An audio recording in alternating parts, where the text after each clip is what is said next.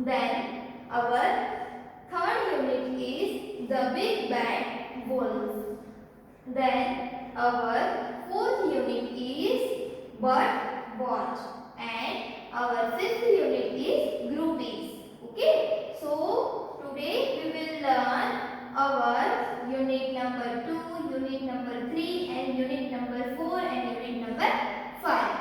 Okay students, so let's learn with our textbook.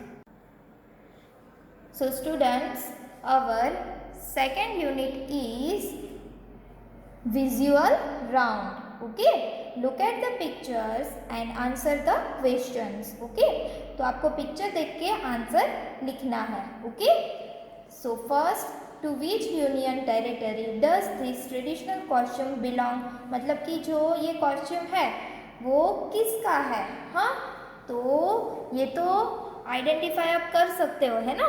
तो ये costume है वो किसका है, कश्मीर का है. किसका है, कश्मीर का. So here we will write Kashmir. Okay, then second, identify the festival that is famously associated with this palace, मतलब ये कौन सा फेस्टिवल है जो फेमसली एसोसिएटेड है ये पैलेस के साथ. ओके, तो इसमें कौन सा आएगा, कौन सा फेस्टिवल आएगा, दशहरा. कौन सा आएगा, Dussehra. Okay, then third, to which state does this dance form belong, मतलब कि ये डांस है वो कौन सा स्टेट में होता है. हाँ, तो ये डांस है कथकली है ना ये.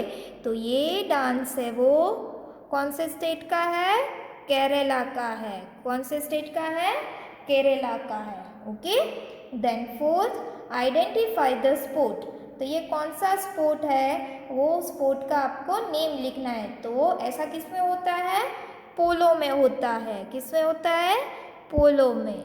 Okay,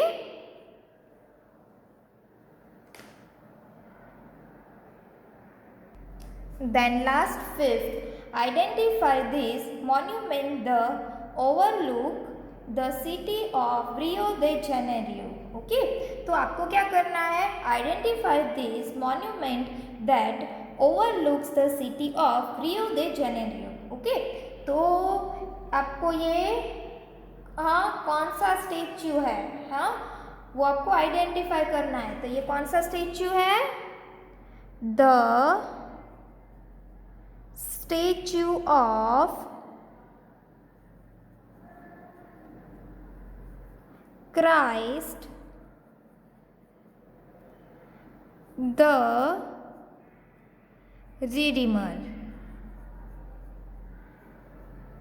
okay, the statue of Christ the Redeemer. Okay, okay, then next unit number 3, the big bad wolf.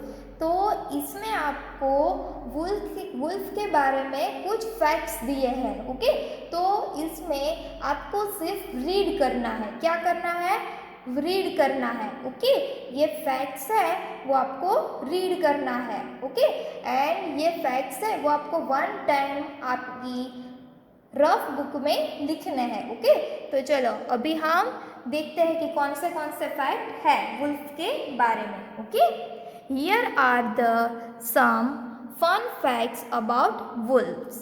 Okay, so first, wolves belong to the dog family. Second, the most common type of wolf is the grey wolf, which has grey and brown fur with a long bushy tail. Then third, they have long snout and pointed ear on top of their heads. Okay, then fourth, wolves can be found all over the world, but they are most commonly found in the United States, Canada and Arctic Russia. Okay, Then fifth, wolves are carnivores, they mainly eat meat. Then sixth, wolves can run fast and don't get tired very easily. So they can outrun anything that might be trying to chase them. Then seventh, wolves live in groups called packs. A pack is a family of 7 to 8 wolves with a mom, dad and children. Then 8. A wolf's sense of smell is 100 times stronger than a human's. 9th, when a pack of wolves howls, it can be heard from very far away. 10. In some areas, grey wolves are classified as endangered. The wolf has been included in several stories and has most often been shown as a bad character, hence the term big bad wolf. Okay तो यहाँ पे wolf के facts दिए हैं. Okay तो ये आपको अच्छे से रीड करना है एंड आपको वन टाइम आपकी रफ बुक में लिखना है. Okay students.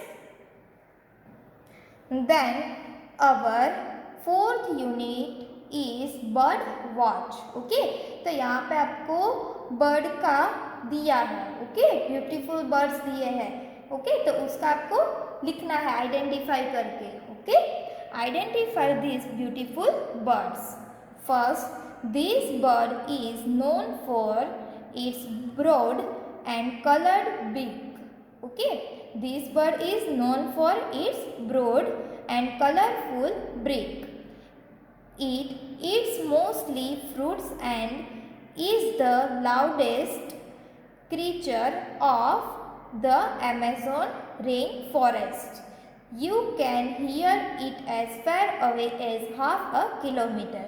ओके तो ऐसा कौन सा बर्ड है वो आपको नीचे हेल्प बॉक्स दिया है, उसमें से आपको ढूंढ के लिखना है. तो ऐसा आपको इधर पिक्चर भी दिया है. तो ये बर्ड का नेम क्या है? टुकन. क्या नेम है? Toucan. Okay then second, this bird belongs to the parrot family. It has large red, yellow and blue coloured feathers and can live for about 40 to 50 years. तो ऐसा कलरफुल है, उसके feather है, वो कैसा है? कलरफुल है. तो ऐसा कौन सा बर्ड है? हाँ ऐसा कौन सा बर्ड है? स्कार्लेट मको. क्या? Scarlet macaw. Okay then third, this eagle has the largest talons and can lift prey weighing more than 7 kg. What? This eagle has the largest talons and can lift prey weighing more than 7 kg. तो kg means की kilogram. Okay तो ऐसा कौन सा bird है? हाँ तो ऐसा बर्ड है harpy eagle. Okay okay then fourth, this bird can fly backwards. It eats about every 10 minutes, sucking nectar twice its body weight every day. तो ऐसा कौन सा बर्ड है? हमिंग बर्ड है. क्या है ये? हमिंग बर्ड है. ओके